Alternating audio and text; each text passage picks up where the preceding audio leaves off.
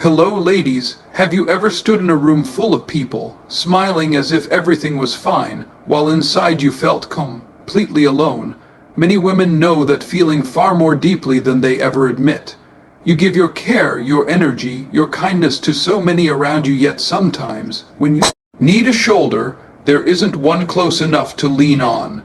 The lack of friends does not mean you are not worthy of love or that you have failed. It often means that the world has overlooked the quiet strength you carry. Today, I want to speak to that unspoken experience, to the hearts that have felt invisible despite their warmth, to the ones who have been strong for everyone else yet still wonder where their own support will come from. The lack of friends means that the world often misjudges you before it understands you. It means walking through a crowd that doesn't always hear your voice or feel your silence. But it does not mean that you are broken, unworthy, or destined to be lonely forever. We live in a society that equates popularity with happiness. When someone lacks friends, many assume there is something wrong with them, but the truth is far more complex. Sometimes the absence of friends is not a failure. It's a reflection of the choices we make, choices to value authenticity over approval. The lack of friends can bring moments of deep loneliness. It can make you question your worth, your place in the world, and even your own reflection. It can be a heavy weight, especially when the noise of the world tells you that you're incomplete without a circle of people around you. But there is another side to this story. The lack of friends can also mean freedom. Freedom to think, to grow, and to discover who you truly are. It can mean that you haven't settled for shallow connections or forced bonds. It can mean that you are learning the hardest yet most powerful lesson, how to stand on your own. Too often we chase numbers. More friends, more likes, more attention, believing that quantity equals fulfillment. But genuine friendship has never been about numbers. One real friend who understands you is worth more than 100 who only stand beside you in the sunlight but vanish in the storm. We should also remember that having no friends today does not define tomorrow. Life is a journey with countless doors still closed, waiting to open. Meaningful friendships can be formed at any age, often when we least expect it. Many of the world's greatest thinkers, creators, and dreamers walked alone for long stretches of their lives. They turned their solitude into strength, their silence into creativity. Their lack of friends did not limit their worth, it shaped their resilience. So if you find yourself without friends, let it not be a sentence but a season. Use this time to know yourself better, to nurture your dreams, to love your own company. The lack of friends means that for now, your journey is teaching you independence, authenticity, and patience. And when friendship does come, and it will, you'll know its value, not because you were desperate for it, but because you grew strong enough to recognize its truth. In the end, the lack of friends means that you are being prepared. It is not an end but a beginning, a chapter that shapes your strength, your wisdom, and your heart for the connections yet to come. From the very first breath we take, we are drawn to others. Connection is not just a luxury. It is a basic human need as vital as food and water. Throughout history, people have lived in tribes, families, and communities because we survive and thrive by standing together.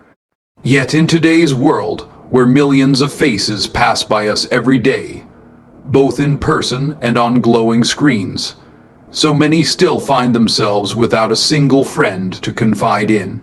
The lack of friends doesn't simply mean being alone. It often feels like standing on the outside of life's circle, watching others laugh together while you wonder if there's a place for you in that circle. We live in a society that praises connection but rarely talks about the quiet ache of isolation. There's an invisible weight carried by those who feel unseen or unheard, a question that lingers in their minds. If connection is so natural, why do I feel so disconnected? This silence is powerful because it reveals something about the human experience that we rarely admit. We all long for belonging. We want to share our joys, to be witnessed in our struggles, to hear someone say, "I see you, I understand." That yearning is what makes the absence of friends feel heavier than just an empty room. It becomes a test of how we see ourselves and how we believe the world sees us. But the lack of friends does not mean that a person has failed. It often reflects the complicated nature of modern relationships, where trust can be hard to build, where people move fast, where the depth of human connection is sometimes replaced by the surface of a screen. And when we look deeper, we realize that this experience, as painful as it may feel, speaks to something universal: the profound need for genuine human connection and the courage it takes to reach for it. When we talk about the lack of friends, many imagine a picture of someone sitting in an empty room or walking alone down a crowded street, but the truth is more layered than that. The absence of friends is not simply about being physically by yourself. It is about the quiet spaces in our lives where connection, understanding, and shared laughter are missing. Friendship is more than company. It is a bond built on trust, on shared stories, on the comfort of knowing that there is at least one person who chooses to stand beside you, not because they have to, but because they want to. So when that bond is missing, what we feel is not merely solitude. We feel the absence of being truly seen. This lack can show itself in ways that are not always visible. A person can be surrounded by classmates, co-workers, or even family members, and still feel unseen because the presence of others does not always fill the space that a genuine friend would. It can feel like living in the middle of a conversation you can hear but cannot join. For some, the lack of friends means carrying unspoken thoughts with no one to share them with. It means holding back stories, victories, or even pain because there is no one who will receive them with understanding eyes. It means the celebrations feel quieter and the struggles feel heavier because there is no shoulder beside you to lean on, no familiar voice to say, "I get it." It is not simply about the number of people in your contacts or the likes on your posts. It's about the depth of connection that lies behind them. 1,000 greetings mean little if none of them reach your heart, and that is what makes the lack of friends a different kind of absence. An invisible space that others may never notice, but that the one experiencing it feels at every step. This experience raises questions about what friendship really means, whether it is about constant presence or genuine understanding, whether it is about shared time or shared truths, whether the word friend still carries the weight it once did in a world where connections are often counted but rarely nurtured. There is a profound difference between loneliness and solitude, though they often wear the same face to the outside world. Loneliness is the ache of an empty space that you wish were filled. Solitude is the quiet of a space you have chosen for yourself. Both may look alike. One person sitting alone, a silent room, a day spent in one's own company. Yet they carry entirely different weights in the heart. Loneliness is heavy. It creeps in when we crave connection but cannot find it. It whispers that we are overlooked, that we are not important enough for others to notice. It turns silence into something that echoes, as if the walls themselves remind us of our isolation. Loneliness does not arrive because someone enjoys being by themselves. It grows when there is a hunger for companionship that remains unmet. Solitude, however, is lighter. It is often the choice to step away from the crowd, not because one has been pushed out, but because one seeks clarity. In solitude, the quiet is not an emptiness but a space to breathe, to think, to hear the inner voice that often gets lost in the noise of constant conversation. Many artists, thinkers, and dreamers have walked into solitude as if it were a doorway to deeper truths. But the line between the two is not fixed. A period of solitude can slowly drift into loneliness if the absence of friends stretches longer than the heart can comfortably bear. A moment of loneliness can transform into meaningful solitude when a person learns to draw strength from their own company. It is a delicate balance, often shifting with circumstances, moods, and the seasons of our lives. This distinction matters because when we speak of the lack of friends, people often imagine only loneliness. Yet for some, The lack of friends is a season of solitude they have embraced, sometimes to heal, sometimes to grow, sometimes because they have outgrown the shallow circles they once belonged to. For others, it is not a choice but a feeling of being left behind while the rest of the world seems to move forward hand in hand. To understand the lack of friends is to recognize that it is not always a single experience. It can be an emptiness that longs to be filled, or it can be a quiet that a person has chosen for their own journey. It can be both at different times in the same life, carrying with it lessons about what it means to be human, what it means to need others, and what it means to find one's own strength in the spaces where others are absent. The lack of friends does not simply appear as a fact in someone's life. It seeps into the corners of their emotions, often in ways that even they do not notice at first. It can begin as a small question that grows quietly in the back of the mind. Why don't I seem to belong? Over time, that question can shape the way a person sees themselves, as if the absence of friends is proof of a hidden flaw, rather than a reflection of circumstances. For many, the first feeling is a dull ache of sadness, not a dramatic grief, but a steady, lingering weight. It appears in ordinary moments, walking home after a day surrounded by people who never really saw you, scrolling through pictures of gatherings you were not invited to, hearing laughter drift across a room that falls silent when you step closer. It is in those small gaps of connection that the feeling of being left out begins to settle into the heart. From sadness, self-doubt often follows. The mind begins to turn in circles, asking whether there is something wrong, whether there is something missing in the way one speaks, acts, looks, or lives. These thoughts can become louder than the voices of others, shaping the story a person tells themselves about who they are. Isolation is not always about being physically alone. It is about feeling unseen even in a crowd. It is the sense of standing among people but being somehow separate, as if a thin glass wall exists between you and the world.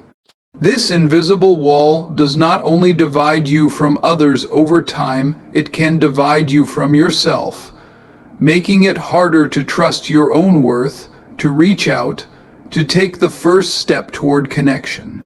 And yet, these feelings do not arrive all at once. They build gradually, sometimes unnoticed, like water rising in a room until the silence itself feels heavy. There can be days when the absence of friends feels like a distant echo, barely there, and other days when it feels like a shadow that follows at every step. There can be moments when a smile hides it, and nights when the quiet seems to speak louder than words. The emotional weight of lacking friends is not the same for everyone. For some, it becomes a sharp pain that drives them to withdraw further, while for others it becomes a dull companion that they carry as they go on with their lives. For some, it sparks an inward search for meaning. For others, it leads to questions they cannot yet answer. The way we see ourselves is often shaped, not in solitude, but in the subtle mirrors we find in other people's eyes. From the earliest days of childhood, we look outward to understand who we are: the smile that answers our own, the hand that reaches back when we reach out, the words that affirm us when we speak.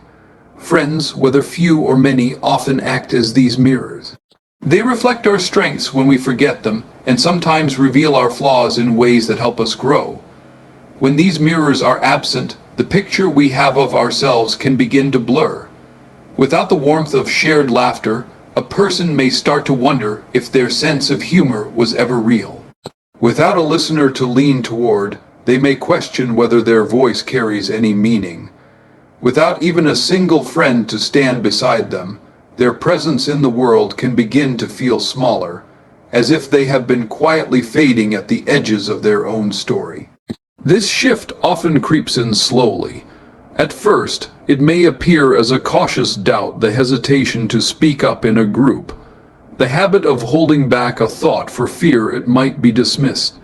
Over time, that hesitation can harden into a belief that one's words do not matter, that one's opinions are better left unspoken. Confidence, once an instinctive part of the self, becomes a fragile thing that needs to be rebuilt with every step. In the absence of friends, even simple acts like sharing a new idea, telling a story, or asking for help can feel like stepping into a bright light without a shield. The lack of familiar faces to reassure us that we belong often makes us overly aware of the possibility of rejection. It can lead us to shrink our own presence in conversations, to sit quietly at the edges of a room, to become careful not because we lack thoughts, but because we fear they will not be received. The self-image formed in such circumstances often carries a kind of quiet distortion. A person may start to see themselves only in the shadow of their isolation rather than in the fullness of their abilities, their kindness, their depth. The reflection they find within becomes shaped less by what is truly there and more by what they imagine others must think of them. Confidence, in this sense, is not only a personal trait, it is also something nurtured by the echo of acceptance we receive from those we trust. When that echo is missing, we are left speaking into a kind of silence that makes us question the worth of our own voice. This questioning does not always lead to despair. Sometimes it sparks a deeper search for the foundation of self, worth that does not depend on external approval. But that search can be long and often lonely. In almost every culture, the presence of friends is seen as a quiet proof of one's worth. People are often judged not by their character or the depth of their spirit, but by the circle that surrounds them. A smile that is met with many others is assumed to belong to someone successful, admired, and fulfilled. A smile that appears alone is too often mistaken as a sign of failure or weakness. Society carries unspoken assumptions about friendship. From early school days, we are taught that to be well, liked is to be doing well, that popularity is a measure of value. This belief lingers as we grow older. The number of invitations received, the names saved in our phones, the photographs filled with smiling faces beside us, these become, for many, the silent metrics by which they gauge someone's place in the world. And so, the person who lacks friends is often misread. Instead of being seen as someone who may be thoughtful, independent, or simply walking through a difficult season, they are too quickly labeled as antisocial, unfriendly, or somehow incomplete. Few stop to ask whether the absence of friends is a matter of choice, of circumstance, or of wounds left by past experiences. Fewer still pause to wonder whether that person carries within them a depth that others have simply not yet taken the time to see. This misunderstanding does more than mislabel an individual. It can deepen the very isolation they face. When people sense that their aloneness is being judged, they may draw further inward, speaking less, showing less, until their quiet becomes almost invisible. The world around them may continue to move forward, busy and bright, rarely realizing that what it calls aloofness is often simply the weight of feeling out of place. Stigma adds another layer to this struggle. The idea that friendship is not just common but expected makes its absence feel like a failure to meet a basic human standard. Even well-meaning questions, "Why don't you have more friends? You should go out more," can land like small stones against an already tender heart. These words do not open a door. They often remind a person of the one they feel they cannot enter. In modern times, the misunderstanding is magnified by the culture of display. Social media offers a constant stream of images where people appear surrounded by companions, celebrating, sharing, smiling in groups. To someone without friends, these images can become a mirror that reflects not just what is missing, but what the world seems to value above all else. This can distort not only how others perceive them, but how they begin to perceive themselves. The gap between perception and reality grows wider in such a society. A person who walks alone might be carrying stories of loyalty betrayed, of moves across cities where bonds were left behind, of quiet choices made to preserve their integrity in a world that often rewards conformity. But these stories remain unheard because the first glance, the glance that judges seldom, looks deeply enough to ask. And so the misunderstanding persists, sometimes shaping the way friendless individuals move through life, sometimes shaping the way they think about their own worth, and sometimes becoming a silent wall that keeps both sides from truly seeing each other. It is one of the quiet cruelties of human perception that we often measure someone's value by how many people stand beside them. We see a person surrounded by companions and assume they must be admirable, while the one who walks alone is too often mistaken for someone who has failed to be worthy of friendship. But worth is not determined by the number of voices that call your name. It lives in the unseen layers of your being, your thoughts, your choices, your resilience, the truths you hold close. A person without friends may carry a kindness that has simply gone unnoticed, or a strength that was built in silence. They may have stories untold because no one ever asked to hear them. The absence of a listening ear does not mean there is nothing to be heard. Yet the world has a way of equating visibility with value, as if the applause of others were the only proof that a person matters. In moments of isolation, it is easy for this external judgment to become an internal belief. A mind left alone too long with society's expectations can begin to echo them, whispering that the lack of friends is evidence of some hidden flaw. This whisper can be persistent, shaping self-perception in ways that are both subtle and profound. It can cause someone to question their place in the world, to wonder whether their worth was somehow diminished simply because it was not reflected back by others. But human worth does not vanish in solitude. The capacity to think, to create, to feel deeply, to care, all these remain intact, even when there is no one to witness them. Sometimes they grow even stronger in the quiet where there is no distraction, where the self must learn to stand without leaning on constant approval. The lack of friends may obscure these inner qualities from the world's view, but it does not erase them. It is a strange paradox that many who have given the world its greatest insights, its boldest art, its deepest compassion, have walked through long seasons of life with few or no companion. Their significance was not dependent on how many friends surrounded them, but on the truths they carried within. This should remind us that the absence of friends does not signal an absence of value. It often hides a depth that has yet to be recognized or shared. And yet the challenge remains to hold on to that inner sense of worth while standing in a society that continually ties it to external approval. It is not easy to believe in your own significance when the world measures it by numbers, the number of voices that greet you, the number of seats filled at your table, the number of hands that reach for yours. It takes a kind of quiet courage to affirm your worth without these outward signs. That courage is not always steady. There are days when even the strongest will question themselves, when the silence around them begins to sound like judgment. There are nights when they wonder if perhaps the world is right, if perhaps something essential is missing in them. These doubts do not mean that the worth is gone. They reveal the human longing to be seen, to be affirmed, to have one's value mirrored by another's eyes. In the silence that follows the absence of friends, something begins to stir that often goes unnoticed. When the familiar chatter of companionship fades, when the constant exchange of opinions and expectations is no longer there to shape every thought, there opens a kind of space, an empty room within the self that can feel at first like loss, but over time can become a quiet ground for growth.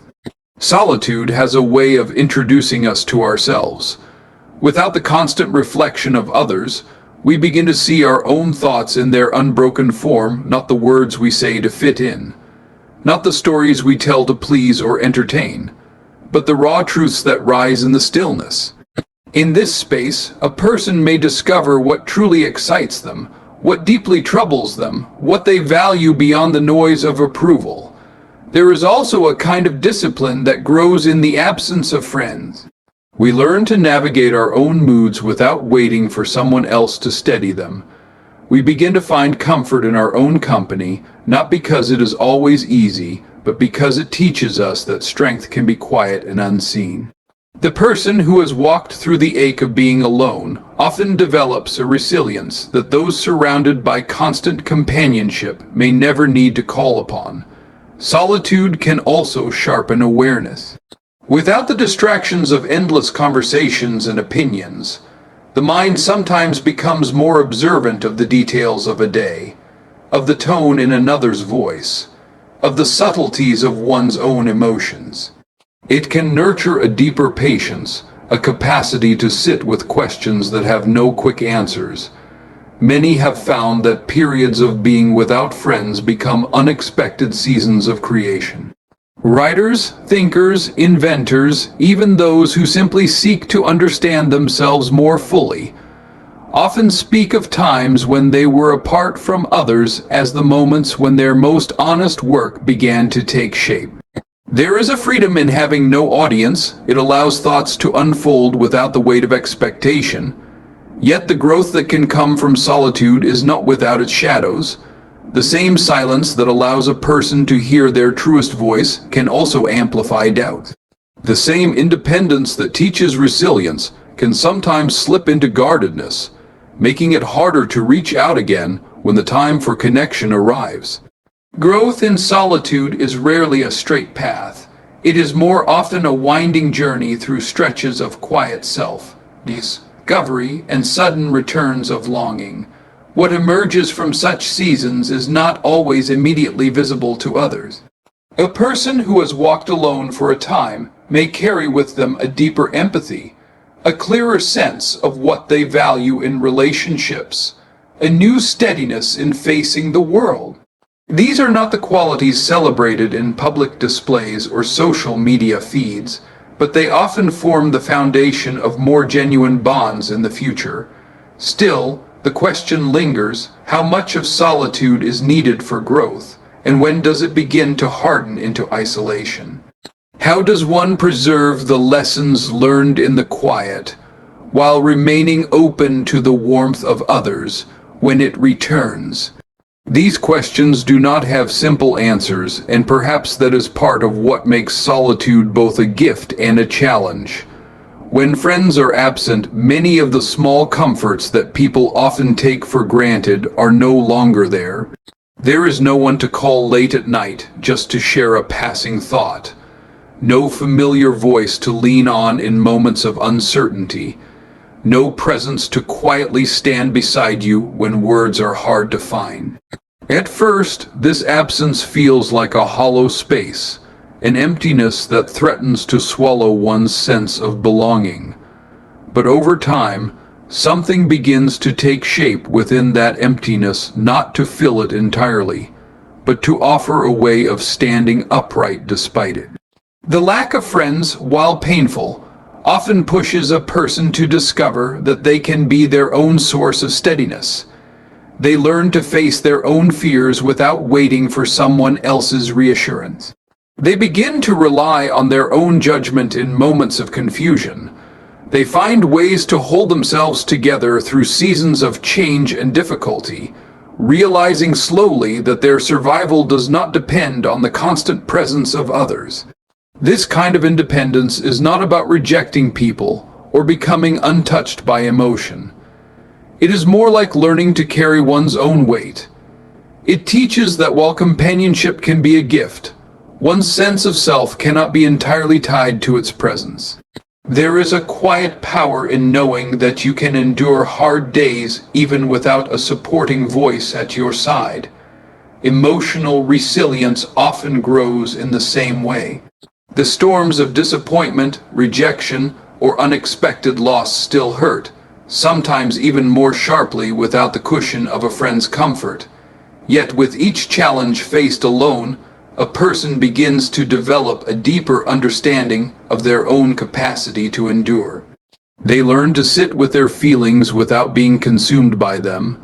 They learn to rise after setbacks without waiting for someone to reach down and pull them up. there is also a subtle shift in how one responds to the world. Having walked through the ache of isolation, a person often learns to be gentler with themselves, to recognize that pain does not mean weakness, and that struggling alone is not a sign of failure. They become more attuned to their own emotions, more careful in guarding their well-being, more aware of the strength that has been forged quietly in their solitude. This resilience does not mean the absence of longing for connection. In fact, it often deepens the appreciation of it. A person who has learned to stand alone comes to value companionship, not as something to cling to out of need, but as something to cherish out of choice. They know that a friend's presence is not what defines their survival, but what enriches their journey. Still, the process of becoming independent and emotionally resilient is neither easy nor linear. There are moments of doubt, days when the silence feels heavier than the lessons it is teaching, nights when the strength gained in solitude feels too fragile to rely on. And yet, it is often in facing these moments that the resilience quietly grows stronger, shaping a foundation that may not be visible to others, but becomes an enduring part of the self. In a world that often measures connection by numbers the length of a contact list, the size of a gathering, the count of likes beneath a picture, it is easy to forget that the heart does not keep score in the same way. A single voice that truly listens can feel more sustaining than 100 that speak without really hearing. One friend who stands with quiet loyalty can hold more weight in a person's life than an entire crowd that applauds only when the moment is bright. The lack of friends sometimes reveals this truth more clearly than abundance ever could. It shows that what most of us long for is not simply the presence of people, but the depth of connection. The difference between being surrounded by acquaintances and being known by even one trusted soul can be as wide as the distance between noise and music. Quantity often provides the appearance of safety, a sense that we belong somewhere because we are part of a group. Yet belonging is not secured by the size of the circle, but by the strength of the bonds within it. Many discover, sometimes painfully, that standing in the midst of many companions can still feel like standing alone if none of those connections reach beneath the surface. The importance of quality becomes especially visible in times of difficulty. In moments of success, many will gather. In times of hardship, only a few remain. It is often then that the difference between companionship and genuine friendship becomes unavoidably clear. A single friend who notices the quiet tremor in your voice, who shows up without being asked, who remembers the weight you carry even when you do not speak of it. Such a presence outweighs all the casual nods and fleeting smiles of the crowd. The person who has walked through seasons with few or no friends often develops a sharper sense of what is real in a relationship. Having lived without the comfort of constant company, they tend to look beyond appearances when choosing whom to trust. They learn to recognize sincerity not by grand gestures, but by the small consistencies that reveal someone's true regard. This awareness can lead to a certain caution, a carefulness in opening up. But it can also lead to a deeper gratitude when they do find a friendship that is genuine. The lack of friends teaches, sometimes through quiet sorrow, that connection is not measured by how many people call your name, but by how deeply even one person truly knows you. And so the question arises, in seeking companionship, should we strive to be surrounded by many, or should we learn to be patient for the few whose presence brings something real, something steady, something that endures beyond the changing seasons? The answer is rarely simple, because the desire for belonging and the need for authenticity often pull in different directions. Not every friendship that surrounds a person is a shelter. Sometimes the very presence of others can be the weight that bends the spirit. We often grow up believing that the mere fact of having friends is a safeguard against loneliness. But there are times when the wrong kind of companionship leaves a person feeling even more unseen than solitude ever could. Toxic friendships do not always declare themselves loudly. They often begin with small things, a dismissive laugh at a vulnerable moment, a subtle pressure to fit into a pattern that does not feel natural, a quiet competition hidden beneath the surface of every conversation. At first, these seem too small to matter, easy to overlook for the sake of belonging, but over time they erode something essential, the sense that we can be fully ourselves in the presence of another. The ache of being surrounded by people who do not truly accept us can be heavier than the ache of being alone. A friend who mocks instead of encourages, who diminishes instead of supports, who stays only for what they can take, such a presence can blur a person's sense of their own worth and confuse the meaning of companionship itself. Sometimes toxic friendships arise not from cruelty, but from mismatched needs and unspoken wounds. One person may cling too tightly out of fear of being left behind. Another may keep the bond only as long as it serves a personal gain. The harm often lies not in obvious betrayal, but in the slow wearing down of trust, the way one begins to shrink themselves to fit inside someone else's approval. The lack of friends, while often painful, can sometimes protect a person from these subtle but corrosive ties. It can create a space in which one learns to recognize the difference between the warmth of genuine support and the chill of a smile that hides indifference or resentment. In the quiet of solitude, a person can come to understand that true companionship is not measured by constant presence, but by the kind of presence that uplifts rather than drains. Yet this understanding carries its own challenge. The fear of falling into toxic friendships again can make some people hesitant to reach out at all. They may grow cautious, even distant, testing every new connection for signs of harm. While this caution can be a shield, it can also become a barrier, making it harder to let in the very friendships that might have brought real comfort and strength. The line between healthy boundaries and walls built from old wounds is often hard to see. It raises difficult questions. How do we remain open to new bonds without losing the lessons solitude has taught us?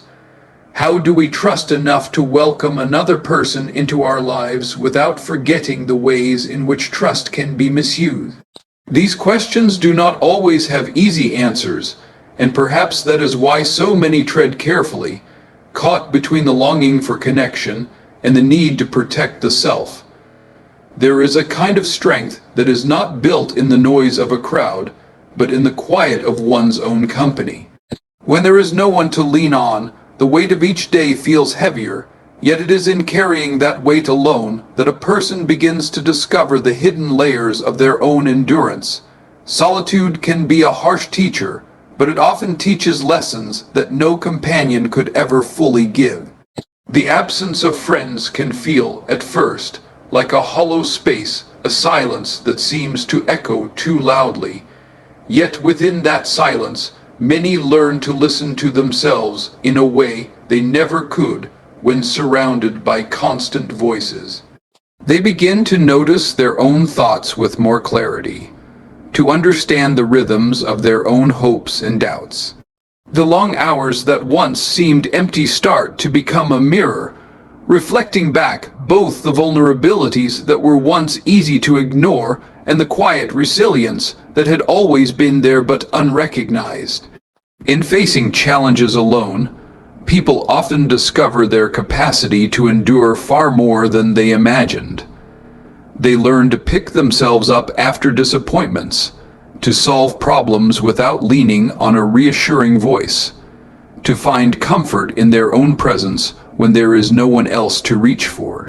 Each time they rise again after a stumble, they add another layer to their inner foundation, even if they do not realize it in the moment.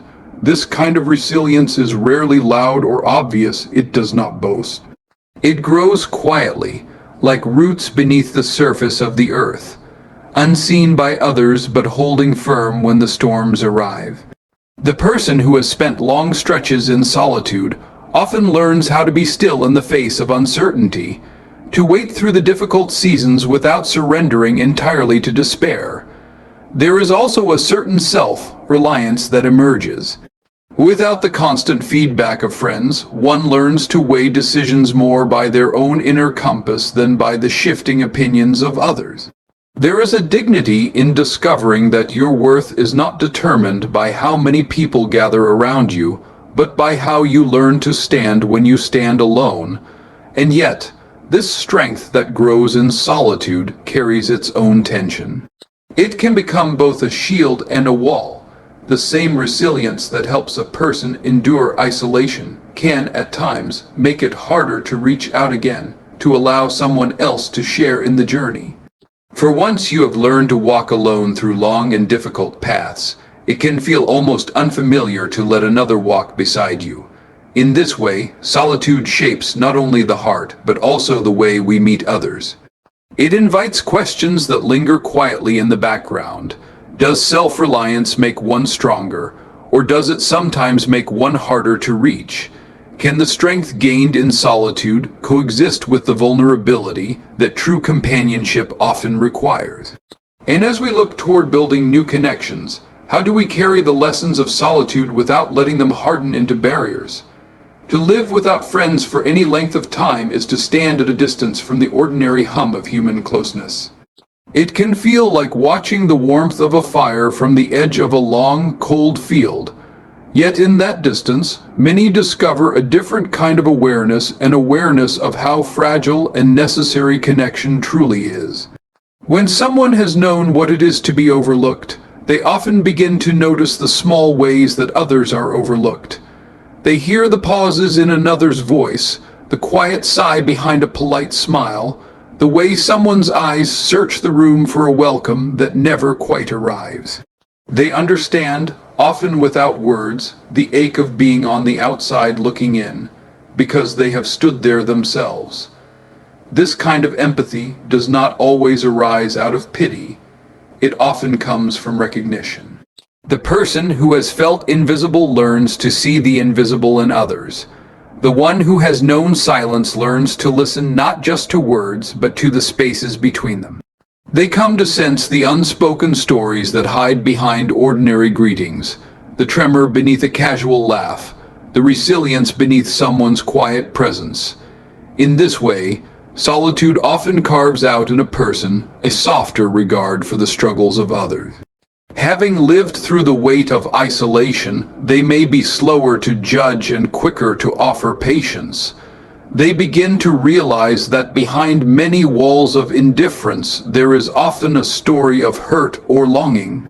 The lack of friends, though painful, sometimes leaves in its wake a gentleness that does not need to be announced. It simply shows itself in the way one looks at another, in the way one waits for someone else to finish speaking without hurrying them. Yet this deeper empathy carries its own complexity. To feel so much for the unseen pain in others can be both a gift and a burden. It can draw a person toward those who need understanding, but it can also weigh on the heart, as if carrying not only one's own loneliness but fragments of many others. There are moments when the desire to reach out is strong, but the courage to bridge the gap still falters, as though the memory of one's own isolation holds them back. The path shaped by such empathy is often a quiet one. It raises questions that linger without easy answers. Can understanding born of solitude help build new connections? Or does it sometimes keep a person standing too long as an observer rather than a participant? How does one balance the sensitivity gained from past loneliness with the need to guard one's own spirit from being overwhelmed? These questions often do not settle neatly, but continue to move gently in the background, guiding the way one steps forward toward others. There comes a moment, often after the long search for connection has grown quiet, when a person begins to turn their gaze inward. At first, this turning inward can feel like surrender, as if one has given up on finding a place among others. But over time it can become something gentler and more profound, a slow, hesitant learning to be at home within one's own presence. For many, the lack of friends presses upon the mind a single question: Is there something wrong with me? That question can echo for years, shaping the way they walk into rooms, the way they hold themselves in conversation, the way they interpret every silence from those around them. Yet as they spend more time in their own company, some begin to realize that the question itself may have been misleading. The absence of friends does not always mean an absence of worth. Sometimes it simply reflects the unevenness of timing, the distance between kindred spirits, the barriers of circumstance. Self-acceptance grows slowly in that space. It is not a sudden burst of confidence, but a quiet loosening of the grip that old doubts have had on the heart. It may begin with small recognitions that one's way of seeing the world is not a flaw but a difference, that one's quietness is not a failure to be lively but another way of being present. These recognitions do not erase the longing for companionship, but they begin to soften the sharp edge of self-blame.